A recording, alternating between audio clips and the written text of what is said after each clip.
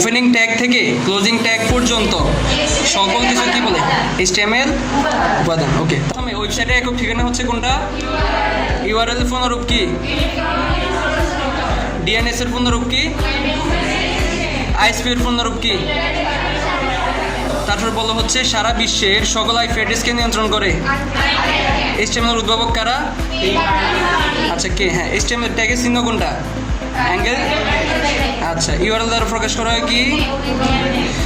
HTTP এর পুনরূপ কি? তারপর বলা হচ্ছে আমাদের HTML এর ফাইল নামের এক্সটেনশন কোনটা বলো তো?